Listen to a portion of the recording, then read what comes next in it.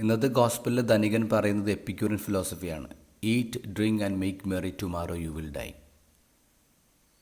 കൃഷിസ്ഥലം സമൃദ്ധമായ വിളവ് നൽകിയപ്പോൾ അവൻ അവൻ്റെ ആത്മാവിനോട് പറയുകയാണ്, വിശ്രമിക്കുക, തിന്നുക, കുടിക്കുക, ആനന്ദിക്കുക. നമ്മളൊരു വർക്കൗട്ടും ചെയ്യുന്നില്ല, ഒരു പണിയെടുക്കുന്നില്ല, ഫുഡടിയും ഡ്രിങ്ക്സും മാത്രം ഉള്ളെങ്കിൽ എന്നെ സംഭവിക്കും? നമുക്ക് ഇപ്പോൾ ലൈഫ് സ്റ്റൈൽ ഡിസീസ് എന്ന് പറഞ്ഞ് വരുന്നു, കൊളസ്ട്രോൾ വരുന്നു, ഫാറ്റി ലിവർ വരുന്നു, അറ്റാക്കൊന്ന് മരിച്ചു. അത് തന്നെയാണ് ഈശോ പറയുന്നത്. നാളെ നിൻ്റെ ആത്മാവിനെ എടുത്തുകൊണ്ട് പോയി കഴിഞ്ഞാൽ ഈ സംഭവിച്ചൊക്കെ ആരുടേതാകും? അപ്പം നമ്മൾ നല്ലൊരു ഹെൽത്തി ലൈഫ് കൊണ്ടുപോയില്ലെങ്കിൽ സ്വാഭാവികമായിട്ട് നമുക്ക് അസുഖങ്ങൾ വരും. സ്വാഭാവികമായിട്ടും മരണം നമ്മളെ കാത്തിരിക്കുന്നുണ്ട്. നമ്മളെ വിഡ്ഢിയെന്ന് വിളിക്കും. കഴിഞ്ഞ ദിവസം മാതാപിതാക്കൾ ക്ലാസ് എടുക്കാൻ വേണ്ടി ഞാനൊരു കിൻഡർ ഗാർഡനിലെ ടീച്ചറായിട്ട് കൺസൾട്ട് ചെയ്തു. വർഷങ്ങളോളം കിൻഡർ ഗാർഡനിൽ പഠിപ്പിക്കുന്ന ടീച്ചറാണ്. ടീച്ചർ കുറേ കാര്യങ്ങൾ പറഞ്ഞാൽ ഒരു പ്രധാനപ്പെട്ട കാര്യം പറഞ്ഞത് ഫുഡിനെ കുറിച്ചാണ്.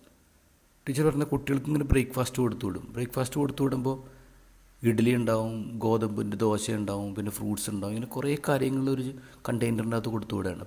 അപ്പോൾ വീട്ടുകാർ വിളിച്ച് ചോദിക്കും, ഇതിൽ ഏത് കൊടുക്കും? അപ്പോൾ അവർ പറയാം, ടീച്ചർ അവരെ ഇഷ്ടമുള്ള കഴിക്കട്ടെ എന്ന് പറയാം. ഇപ്പോൾ കിണറിലേക്ക് നോക്കുന്നവരെയാണ് ചില കണ്ടെയ്നറിനകത്തേക്ക് നോക്കുന്നതെന്നാണ് ടീച്ചർ പറയാം. നിറയെ ചോറും കറികളും ഇങ്ങനെ കുറേ കാര്യങ്ങളുണ്ടാവും. എന്നിട്ട് ഈ പാരൻസിനോട് ടീച്ചർ പറഞ്ഞു കൊടുക്കുന്നൊരു കാര്യമാണ്, നിങ്ങൾ പാത്രത്തിൻ്റെ അളവ് നോക്കി കുട്ടികൾക്ക് ഭക്ഷണം കൊടുക്കല്ലേ, കുട്ടികളുടെ വയറിൻ്റെ അളവ് നോക്കി കൊടുക്കുക. വളരെ കുഞ്ഞുനാളിലെ നമ്മുടെ കുട്ടികൾക്ക് ഇങ്ങനെ അസുഖങ്ങൾ കയറി വരാണ്. ആരോഗ്യം, വയറ്, ഭക്ഷണം ഇതൊക്കെ പ്രധാനപ്പെട്ടതാണ്.